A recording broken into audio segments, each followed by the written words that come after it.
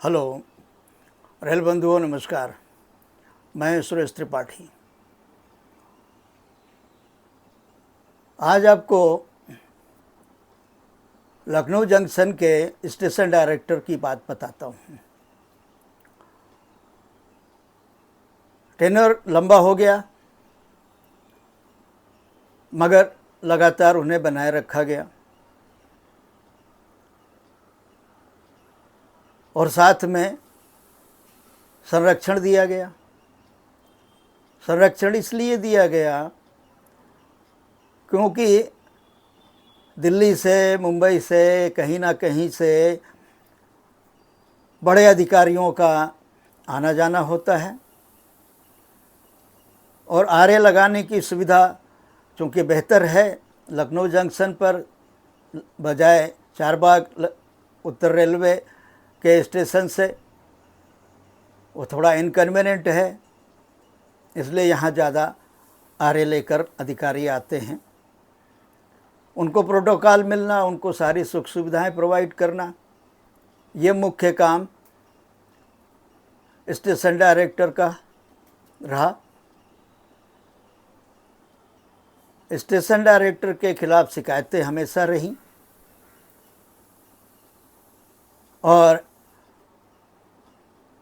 दारूबाज होने का सबसे ज़्यादा प्रभाव रहा लोगों के मन में वितृष्णा का उसके प्रति।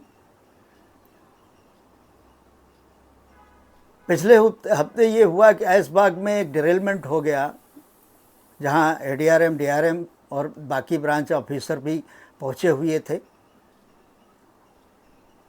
ये स्टेशन डायरेक्टर वहाँ भी भरी दोपहर में चिलचिलाती धूप होने के बावजूद दारू में, शराब के नशे में धुत होकर वहाँ पहुँच गया। डीआरएम का सामना हुआ, डीआरएम को पता चला,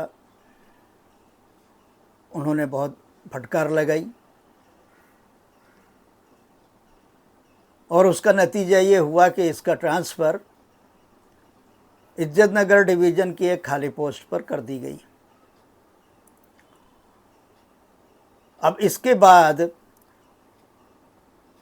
जो प्रेशर डीआरएम पर और जीएम पर आना शुरू हुआ, वेस्टर्न रेलवे के जीएम अशोक मिश्रा ने भी इस पर प्रेशर डाला, जीएम को बात किया, क्योंकि सबसे ज़्यादा मूवमेंट उन्हीं का रहा लखनऊ के लिए और 30 जून को रिटायर होकर के लखनऊ में ही रहने जा रहे हैं।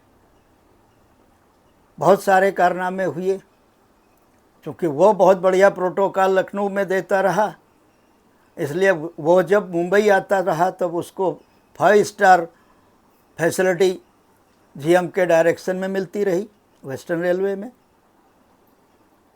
ये सब चीज़ें किसी से छिपी नहीं हैं। रेल का नीचे तक का अधिकारी कर्मचारी जानता है कि आप क्या कर रहे हैं। ऐसे अनेक अफसरों का, चाहे वो रिटायर हो गए हैं, वो सर्विंग में हैं, या उसका ट्रांसफ़र रोकने का प्रेशर आया।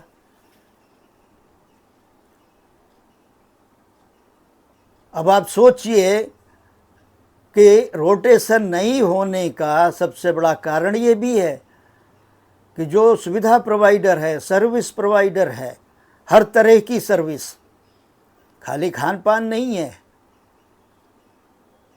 हर तरह की सर्विस है, शॉपिंग से लेकर के शराब, शबाब, कबाब तक की सारी सर्विस प्रोवाइड यही करते हैं और इसीलिए इनको प्रोटेक्शन है।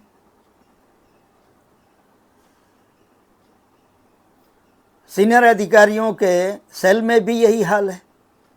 कोई अपने सेल में जो वर्षों से, 20 साल से बैठे हुए हैं, क्लरिकल स्टाफ, ओएएस वगैरह, उनको बदलना नहीं चाहता, क्योंकि वो स्थिति उन्हें सूट करती है। वो भी 1-2 साल का जो टाइम है, उनका टेनर है, 3 साल का कोई पूरा तो नहीं कर पाता है। सब जानते हैं 1.5-2 साल में, मैक्सिमम 2.5 साल में बदल दिए जाएंगे।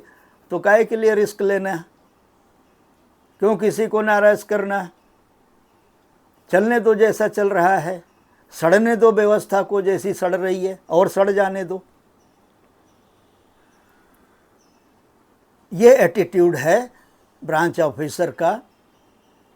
वो चाह के भी कुछ नहीं कर सकता, क्योंकि हर किसी के अपने अपने संबंध हैं, पॉलिटिकल हैं, हायर अथॉरिटीज़ से हैं। जैसे ही आप कुछ करने जाते हैं वो आपके ऊपर प्रेशर आ जाता है। एक मामूली सा कर्मचारी ब्रांच अफसर को धत्ता बता देता है और ब्रांच अफसर को उसके सामने नीचा देखना पड़ता है। इसीलिए मैंने जब कहा कि ये ब्रांच अफसर जो नीचे के जूनियर अधिकारी हैं, वो जब कोई डिसीजन लेते हैं व्यवस्था के हित में, तो उसको हेडक्वार्टर से बड़े अधिकारी बाईपास कर देते हैं और इस तरह उनको डिमोरलाइज करते हैं, नीचा दिखाते हैं। इसके ऊपर एक फेडरेशन के महामंत्री का फ़ोन आ गया, हमने लिखा भी ये मैटर, और बस वही राग अलाप। अरे भाई, अपने लोग हैं, अपने लोग हैं तो व्यवस्था को सड़ा देना चाहिए। आपको ये स्थिति मंजूर कैसे है? कितने दिन जिंदा रहेंगे, कितने दिन सुविधा भोगेंगे? तो जरा जगह खाली करिए, दूसरों को मौका दीजिए। रोटेशन होगा, व्यवस्था के हित में होगा, आपके भी हित में होगा। नए नए आपके फॉलोवर बनेंगे, नए नए आपके चापलूस पैदा होंगे। आप ऐसा क्यों नहीं सोचते हैं? आपके पिछलग्गू नए पैदा होंगे, आप ऐसा क्यों नहीं सोचते? चाहे वो अधिकारी हो, चाहे यूनियन का पदाधिकारी हो, चाहे फेडरेशन का बड़ा पदाधिकारी हो, वो ऐसा क्यों नहीं सोचते? एक अदना सा कर्मचारी जिसकी जोन की यूनिट सुनवाई नहीं करती है, तो वो फेडरेशन में पहुंच जाता है और फेडरेशन का करप्ट पदाधिकारी ब्रांच अफसर को फ़ोन करके गरियाता है, हड़काता है, बेइज्जत करता है। ये आपको स्थिति मंजूर है? अब आप कहेंगे कि अधिकारी का कर्म ऐसा होगा। नहीं, अधिकारी कोई ऐसा कुकर्म नहीं करना चाहता है। वो चाहता है व्यवस्था को बदलना, मगर आपका सपोर्ट नहीं मिलता। ना मंत्री का सपोर्ट मिलता है, ना मेंबर का सपोर्ट मिलता है, ना सीआरपी का सपोर्ट मिलता है, ना ही जीएम का और डीआरएम का सपोर्ट मिलता है उसे। वो तो मन मार करके, अपनी बेइज्जती सह करके काम करता रहता है, सिर नीचा करके। ये स्थिति क्या बोर्ड को, मंत्री को, मेंबर्स को, जीएम को मंजूर है? फिर वही प्रवृत्ति आती है, हमें क्या करना है, हमको तो अपना टाइम पास करना है, बाकी गई व्यवस्था भाड़ में। ये एटीट्यूड ने व्यवस्था का, रेल का सत्यानाश किया है। और यही वजह है कि जो 100 एंटाइटल्ड लोग हैं उनके ऊपर कोई आक्षेप नहीं है। सारी सुख सुविधा, सारी नियम कानून, सारी व्यवस्था उनके इर्द गिर्द घूम रही है और किसी को कोई चिंता नहीं है, मंत्री को भी नहीं। आज यही कारण है कि नीचे से छोटा कर्मचारी भी ये ओपिनियन देता है कि मंत्री की अपनी कोई हैसियत नहीं है, मंत्री तो बोर्ड मेंबर के सरीका हो गया है, बोर्ड मेंबर उसको जैसा चाहते हैं वैसा नचाते हैं। और ये बात मैं शुरू से कहता आ रहा हूँ, ये बात मैं शुरू से बताने की कोशिश करता आ रहा हूँ। और ये बात तब साबित हुई थी जब सो कॉल्ड IRMS की चयन कमेटी में रखे गए एक धूर्त व्यक्ति द्वारा, इंजीनियरिंग अधिकारी द्वारा कहा गया था ये कि मंत्री कोई भी होने दो, 5-6 महीने के अंदर हम उसको अपने लेवल पर ले आते हैं। ये जो एटीट्यूड है, अगर पॉलिटिकल अथॉरिटीज़ इस सेंटिमेंट को नहीं समझती हैं अधिकारियों के, तो वो मूर्ख हैं या उनके निजी स्वार्थ ज़्यादा बड़े हैं। नतीजा सामने है कि एक आदमी से अधिकारी का, कर्मचारी का ट्रांसफ़र होता है तो उसके सारे जितने ओबलाइज्ड लोग हैं वो सब आ जाते हैं कि किसी तरह ये रुक जाए। इसी तरह व्यवस्था का बंटाधार हुआ है और हो रहा है।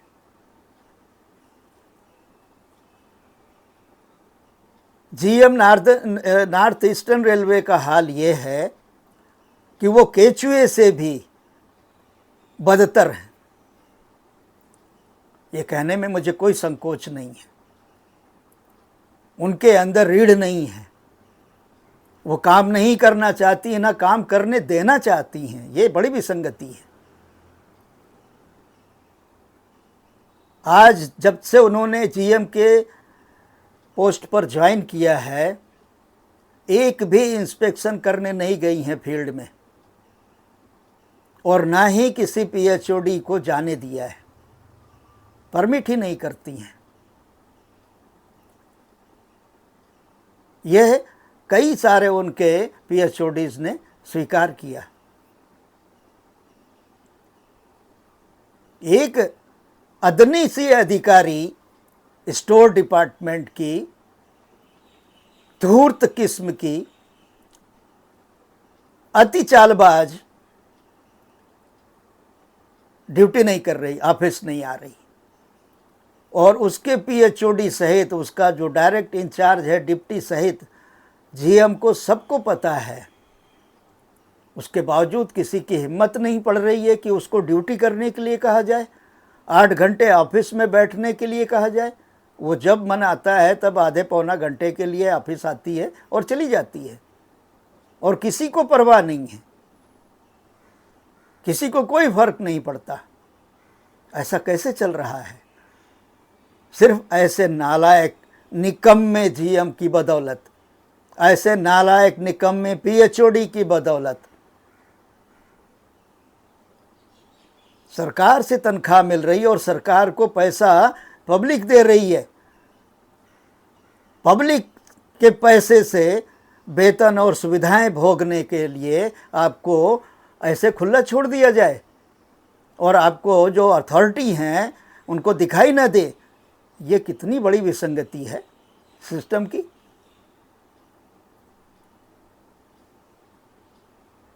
आपको स्टेशन डायरेक्टर से क्या लेना देना है? जीएम को क्या लेना देना? मगर नहीं, जीएम को लेना देना है, क्योंकि ये भी पहुंच जाते हैं कुछ ना कुछ बड़ा गिफ्ट लेकर के, और जीएम को ओबलाइज करते हैं।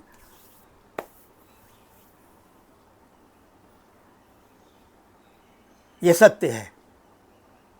अन्यथा जीएम का क्या संदर्भ आता है इतने जूनियर अधिकारी को, वो भी कार्यकाल पूरा होने, एक्स्ट्रा होने के बाद ट्रांसफ़र होने पर रोके रखने का? पीएचओडीज के ऊपर प्रेशर बनाने का नहीं, अभी नहीं रिलीव करना है, समझा दो, बुझा दो, थोड़ा काउंसल कर दो। ये क्या औचित्य है इस बात का? आपने क्यों नहीं समझा दिया? आप बुला लेती, आप समझा देती, अपने बच्चे के सरीखे पुचकार करके। आपने क्यों नहीं किया ऐसा? क्योंकि आपके अंदर कॉन्फिडेंस की कमी है। आप चीज़ों का सामना नहीं करना चाहती। आप केवल सुखरूप सारी सुविधाओं का भोग करके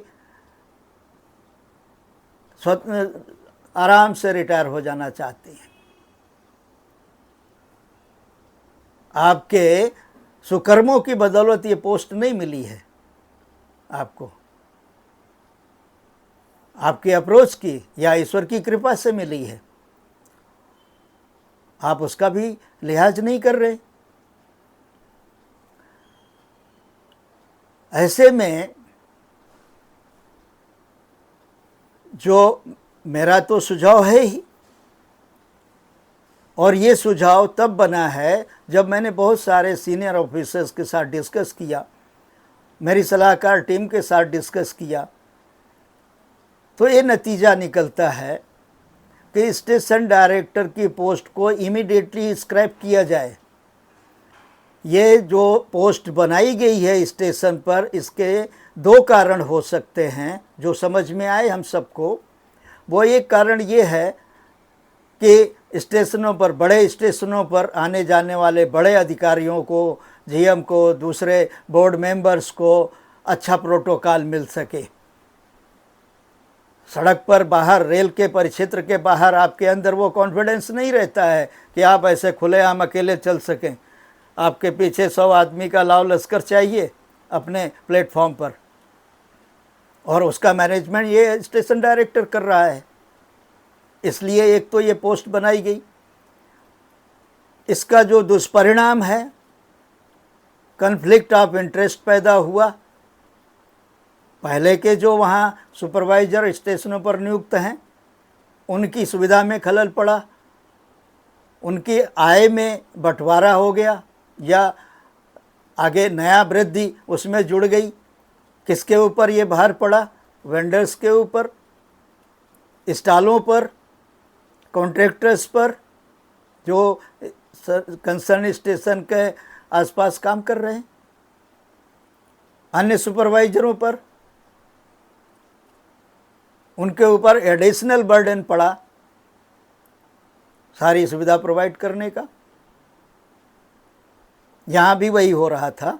कोई भी स्टाफ किसी भी डिपो का, किसी भी कैडर का ऐसा नहीं है जो ये कह सके कि स्टेशन डायरेक्टर ने उससे वसूली नहीं की।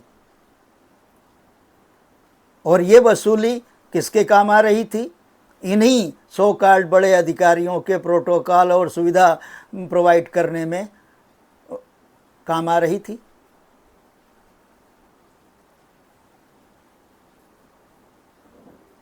ये बंदरबाट हुई, इसीलिए इस पोस्ट को स्क्रैप करने की ज़रूरत है। उसका कारण ये है कि इन लोगों को जो यहाँ अपनी नालायकी, अपना निकम्मापन दिखाने के लिए, या वसूली करने के लिए, या अपनी सुविधा पाने के लिए बैठाया गया, इनको निकाल करके फील्ड में लगाया जाए। वहाँ ज़्यादा इनकी ज़रूरत है। आपके पास फील्ड में आदमी नहीं है, अधिकारी नहीं है जूनियर स्केल में, सीनियर स्केल में, और आप इनको यहाँ पर अपनी प्रोटोकॉल के लिए बैठाया हुआ है आपने। तो चीज़ें समझ में आती हैं कि ये 100 लोग जो है किस तरह अपनी सुविधाओं का एक्सटेंशन करते हैं। इसके पीछे का मुख्य कारण यही है, और कोई कारण नहीं है। नहीं तो रेल मंत्रालय या सो कॉल्ड मेंबर्स, या वो जिन्होंने इस व्यवस्था को बनाया था, वो आके इसको जस्टिफाई कर दें कि एक स्टेशन डायरेक्टर को बैठाने से स्टेशन में क्या सुधर गया, कौन सी पंक्चुअलिटी मेंटेन हो गई, कौन सी सुविधा यात्रियों को मिल गई, कौन सी व्यवस्था में इजीनेस आ गई। जो बैठा गए वो भी आके जस्टिफाई कर दें, और या जो बैठे हैं वो जस्टिफाई कर दें कि इस पोस्ट को बनाने का औचित्य क्या साबित हुआ, क्या रहा। इसलिए हमारे सारे जानकारों का, सारे सीनियर ऑफिसर्स का ये मानना है कि इस पोस्ट को तुरंत स्क्रैप करके इन लोगों को फील्ड में दूसरी तरफ लगाया जाए जहां इनकी ज़रूरत है। तभी व्यवस्था में कुछ सुधार हो सकता है। आप आईआरएमएस की व्यवस्था वापस ले सकते हैं, ये क्यों नहीं, जहां सामने ही सारी व्यवस्था विसंगतियां दिख रही हैं। स्टैम्पेड के टाइम नई दिल्ली स्टेशन पर स्टेशन डायरेक्टर क्या कर रहा था पता है ना? अपना कोर्स करने जा रहा था ड्यूटी छोड़कर। इसके बावजूद सर्विस में जिसको कि बर्खास्त किया जाना चाहिए था, वो सुखरूप नौकरी कर रहा है। ये जो एक्शन में इनएक्शन है मंत्री का, बोर्ड का, जीएम का, पीएचओडीज का, ये निकम्मेपन की निशानी है, नालायकी की निशानी है, अकर्मण्यता की निशानी है, और ये मान्य नहीं है। इन्हीं वजहों से यात्री परेशान हैं, इन्हीं वजहों से वो मर रहे हैं स्टैम्पेड में। और आप उनको न्याय देने के बजाय, जुडिशियल इंक्वायरी गठित करने के बजाय अपनी खाल बचाने के लिए और इनको प्रोटेक्ट कर रहे हैं। अभी तक उसकी रिपोर्ट तक नहीं आई है। इससे बड़ी विसंगति क्या हो सकती है? आपके निकम्मेपन की, आपकी व्यवस्था के निकम्मेपन की। कोई आपके आंख में आंख डाल करके ये सवाल करे तो आप बुरा मान जाएंगे, आप उसकी जड़ काट देंगे, उसका पोर्टल बंद कर देंगे या दूसरी जगह मीडिया ग्रुप से बाहर करवा देंगे। ठीक है, आप सत्ता में हैं, कुछ भी कर सकते हैं। सत्ता से कोई पंगा लेना नहीं चाहता, मैं भी नहीं, और इस सत्ता से तो बिल्कुल नहीं। जिसने देश के बहुसंख्यक के मन में अंदर एक स्वाभिमान पैदा किया है, जिसने आवाज़ पैदा की है, जिसके कॉन्फिडेंस को बढ़ाया है, बहुत कुछ अच्छा किया है, मगर बहुत कुछ करना बाकी है। वो बिना सिस्टम में रिफॉर्म किए नहीं हो सकता है। यही मैं और लोग आपको बताना चाहते हैं। आप पेड़ की जड़ मजबूत किए बगैर केवल तने को मजबूत करते रहेंगे तो काम नहीं चलेगा। एक दिन भरभरा कर ये व्यवस्था गिर जाएगी, और वो होता दिख रहा है। लोगों का आग्रह है, हमारा भी यही आग्रह है, बार बार यही आग्रह करता रहा हूँ। जो इनपुट दिया है उस पर काम करें, आप ही कर सकते हैं, यह तक हमने कहा है, यह तक विश्वास आपके ऊपर जताया है। उसके बावजूद आप कहीं गाफिल हैं, कहीं आप भ्रम में हैं, मगर ऐसा नहीं है। भ्रम और गाफिलपना या घमंड, अहंकार किसी का नहीं रहा। आदिकाल से अब तक का इतिहास इस बात का गवाह है। इसलिए किसी मुगालते में, किसी भ्रम में ना रह करके सिस्टम का रिफॉर्म पहले करें, जड़ों को मजबूत करें, उसके बाद में ही बाकी चीज़ें मजबूत हो पाएंगी। इस बात को ज़रा ज़्यादा गंभीरता से संज्ञान लिया जाएगा, ऐसा मैं मानता हूँ। और आप सबसे आग्रह करता हूँ कि अपनी बात को, अपने सेंटिमेंट को कमेंट में शेयर करें, व्यवस्था को जागरूक करें, मंत्री जी को अपना भी फीडबैक दें। ये मान के चलिए कि आपकी सारी ओपिनियन को पीएमओ द्वारा, मंत्री द्वारा, व्यवस्था द्वारा देखा जाता है, समझा जाता है। इसलिए अपनी राय शेयर करने से कतई संकोच ना करें। वीडियो को ज़्यादा से ज़्यादा शेयर करेंगे, ऐसा विश्वास है। चैनल को सब्सक्राइब करेंगे, यह भी हमारी उम्मीद है। धन्यवाद।